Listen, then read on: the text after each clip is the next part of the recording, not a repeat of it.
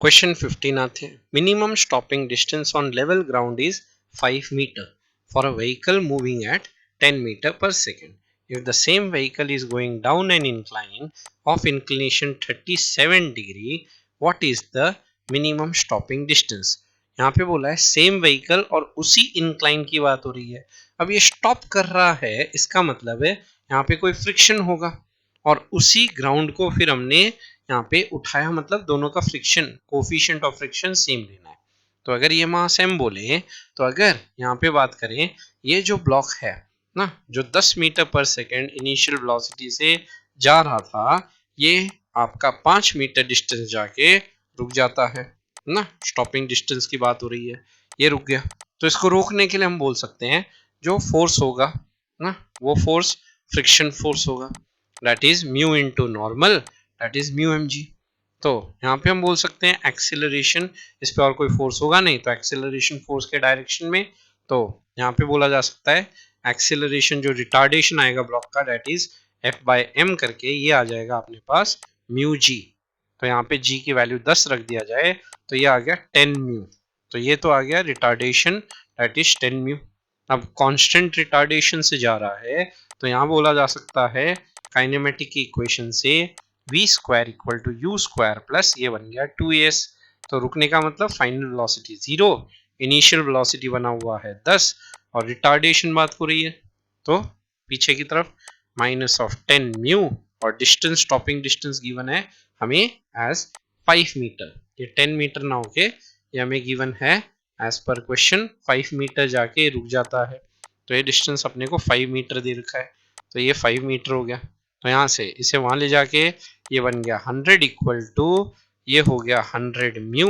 तो यहाँ से फ्रिक्शन कोफिशिएंट की वैल्यू निकल के आई 1. अब इसी सरफेस को हमने क्या किया, लेट्स से 37 डिग्री पे रख दिया. तो यहाँ पे बोलते हुए फ्रिक्शन कोफिशिएंट 1 लेते हुए, अब यहाँ पे same vehicle is going down an incline, what is the minimum stopping distance. अब यही व्हीकल नीचे जा रहा है उसी वेलोसिटी से अगर बात कर ली जाए 10 मीटर पर सेकेंड, तो ये ब्लॉक कितना डिस्टेंस जाके लेट्स से स्टॉप कर जाएगा, फाइनल वेलोसिटी कितनी हो जाएगी 0. तो ये कितना डिस्टेंस ट्रैवल करेगा, इस डिस्टेंस को नाम दे देते हैं d. तो यहाँ पे अगर इस पे अगर बात करें, इस ब्लॉक पे कौन से रिटार्डिंग फोर्स लगेंगे जिससे हम नेट एक्सेलरेशन बात करने जाएंगे, तो यहाँ पे बोल सकते हैं डाउन द इंक्लाइन आपका फोर्स लगेगा mg साइन थीटा, और थीटा हमें गिवन है एज 37 डिग्री. और फ्रिक्शन जो होगा, वेलोसिटी नीचे है तो फ्रिक्शन रिलेटिव मोशन के ऊपर, that is mu into normal. अब नॉर्मल बोल सकते हैं mg cos थीटा.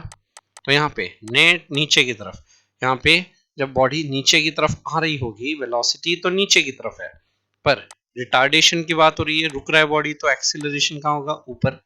तो नेट ऊपर की तरफ यहाँ पे अगर बात करें a की वैल्यू निकालते हुए, तो म्यू तो 1 दे ही रखा है, तो यहाँ पे हमने म्यू 1 इसी सरफेस से जो निकाला, तो यहाँ पे हम बोल सकते हैं इस ऊपर के डायरेक्शन में net force is equal to mass into acceleration लिखते हुए, that is f minus mg sine 37 is equal to ये बनने जाएगा m इनटू a.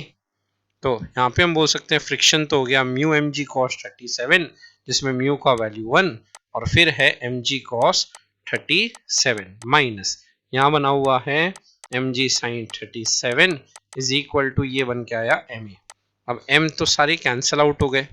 अब यहाँ पे ये बन गया g को 10 लिख दिया जाए, cos 37 is 4/5 and sin 37 is 3/5.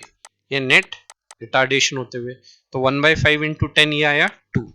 तो नीचे की तरफ जब आ रहा है तो रिटार्डेशन ना बात करें, वो आया अपने पास 2 मीटर पर सेकेंड स्क्वायर. तो कांस्टेंट रिटार्डेशन से आ रहा है तो फिर काइनेमेटिक का इक्वेशन लिखा जा सकता है.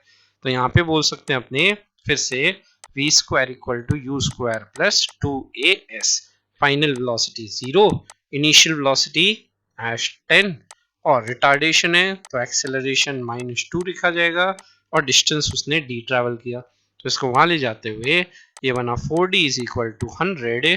तो d की वैल्यू निकल के आई 25 मीटर. तो ये 25 मीटर ट्रैवल करने के बाद ये बॉडी रुक जाएगी. तो 15 का आंसर हो जाएगा C, and C answer is the correct.